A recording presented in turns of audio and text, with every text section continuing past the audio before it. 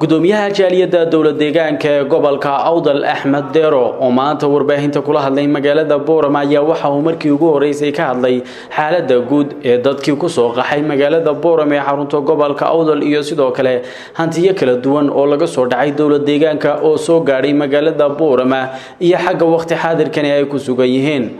gudoomiyaha oo arrimahaasi arrimo kale ka hadlay ayaa waxa uu sheegay dad fara badan baa ka soo qaxay Itoobiyaana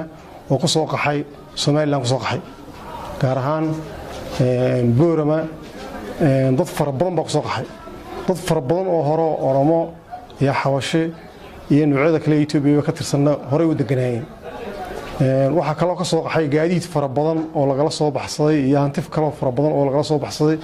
oo aan ku daba jiray oo qaar qabanay oo dawladdu ku wareejinay qaar imka la hayo ayaa jira xagga dhinaca dadka haday noqoto dad fara badan qoysas fara badan oo badna noqday badankoodina ay joogan oo aan magaranaysa tarkoobtooda hayno aan ku soo maray dhulka ay degan yihiin waraysanaan ka soo qaadnay way jiraan mudane madaxweyne Mustafa Cagjar waa nin aqoon-yahana waa nin dalka badbaadin kara dhacdadan dhacday waa nin loo soo xulay waa nin loo gartay inuu wax ka qaban karo maadaama isagoon xisbiga ku jirinba dibad laga keenay waxay la tahay kulli fikir la ururshay baa lagu keenay iyo aqli baa lagu keenay kulli waxaan ka filaynaa oo ka rajaynaynaa in xukuumadii hore ay ka cadaalad wanaagsanaaynayso ay ka nidaam wanaagsanaaynayso ay ka nabadgelyo wanaagsanaaynayso oo ummadana cid walba xaqeedii wixii xaq dalku lahaa ay siin doonto ayaan ganacsiga ka rajaynaynaa isku socodku muddadii hore xukuumadii hore dib iyo carqalad buu waayay dib fara badan iyo carqalad fara badan buu waayay dadkii oo isku mid ah oo halkan iyo halkaaba wada degan oo xaggaana beer ku leh halkana beer ku leh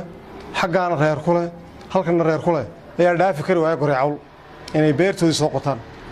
isku socodku wuxuu gaar ahaan wuxuu nagu hayay haddii aanu nahay jaaliyadda dowlad deegaanka Soomaalida Boorama Itoobiyaanka degan wuxuu nagu hayay dhib weyn iyo carqalado weyn buu hayay taa darteed bay xataa dad uga maganaysa uga baxay baa jiray socod la'aanta daraadeed jaaliyada nooga baxay weli maxay noo taraysaa jaaliyada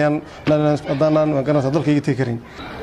marka carqalad baynu hayeen intan waxaan ka raysanay intan dambe ay maganaysa xukuumadda ay burburtay dadkii waxba lama weydiiyo wixii sharciga maganaysa ma tusaan wax kale oo qodqodo looma yeesho dalkiis dad beerahoodii saari bay qotaan xaasaskoodii kale saari bay ugu tagaan deegaanku iska daa Soomaali oo dhan baa horta ka farxday Soomaali meel kasta oo ay joogto waa waxay ku farxeen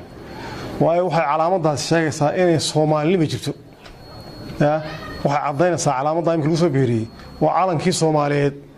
marka hore waan kala xirnay oo waxaan kala sheegnay calaamada ilaa Soomaali ka Kenya jooga ka Djibouti jooga ka meel kasta caalamka jooga calaamada lagu soo kordhiyay farxad weyn iyo ididiilo weyn ayay maganaysaa u tahay Soomaali annagana way nooga sii daran tahay way nooga sii xaq